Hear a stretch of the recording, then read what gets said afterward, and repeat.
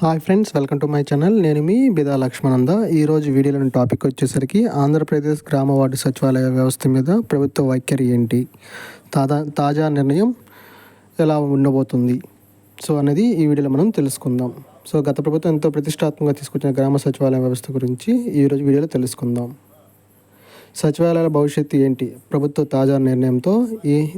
ఈ ప్రశ్న అనేది ప్రశ్నార్థకంగా ప్రతి గ్రామ వార్డు సచివాలయాల్లో ఉంది.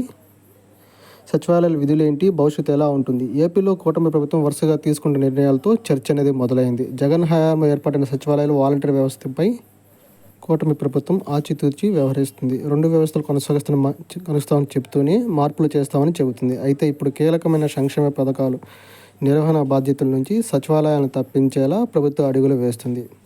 గత ప్రభుత్వం ఏదైతే వెల్ఫేర్ అసిస్టెంట్లు సంక్షేమ పథకాలను పంపిణీ చేస్తున్నారో ఆ పథకాల నిర్వహణ బాధ్యతలు అనేది సచివాలయం నుంచి తప్పించి ప్రభుత్వం మరొక ప్రత్యామ్నాయ మార్గం వైపు ప్రయాణిస్తుంది. అందులో భాగంగానే టీడీపీ హయాంలో ఏర్పాటైన ఆర్టీజీఎస్ వ్యవస్థని మళ్ళీ తీసుకురాబోతున్నట్లు సమాచారం మనకి అందుతుందండి. ఆర్టీజీఎస్ అంటే రియల్ టైమ్ గవర్నెన్స్ సర్వీస్. ఆర్టీజీఎస్కు బాధ్యతలు. గత ప్రభుత్వం హయాంలో సంక్షేమ పథకాల నిర్వహణ పూర్తిగా సచివాలయ వాలంటీర్ పరిధిలో నిర్వహించారు. ఇప్పుడు కూటమి ప్రభుత్వం వాలంటీర్ సేవలపై ఇంకా పూర్తి నిర్ణయం తీసుకోలేదు. 2 నెలలుగా జీవితాలు లేవు. సచివాలయ ఉద్యోగాల్లో కూడా బాధ్యతలను మార్పులు చేస్తుంది. ఇప్పటి వరకు సచివాలయం పర్యవేక్షించే సంక్షేమ పథకాల నిర్వహణను ఆర్టీజీఎస్కి అప్పగించాలని ప్రభుత్వం భావిస్తుంది. 2014-19 కాలంలో చంద్రబాబు ఈ ఆర్టీజీఎస్ వ్యవస్థను తీసుకొని వచ్చారు.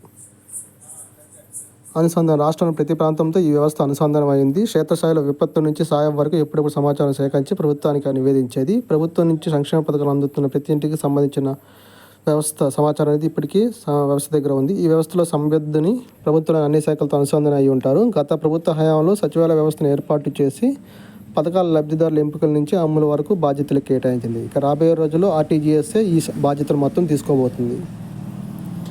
ప్రభుత్వం కసరత్తు. కానీ ఇప్పుడు కొత్త ప్రభుత్వం సంక్షేమ పథకాల బాధ్యత సచివాలయ వ్యవస్థను తప్పించి ఆర్టీజీఎస్కి అప్పగించాలని కసరత్తు చేస్తుంది. ఆర్టీజీఎస్ని మరింత బలోపేతం చేయాలని నిర్ణయించింది.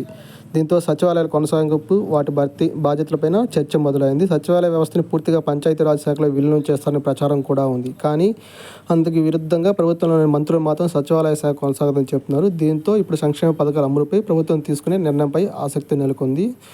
ఇలాంటి వీడియోలు మరిన్ని కావాలంటే మీకు వీడియో నచ్చితే లైక్ చేయండి, షేర్ చేయండి, సబ్స్క్రైబ్ చేసుకోండి. ధన్యవాదములు.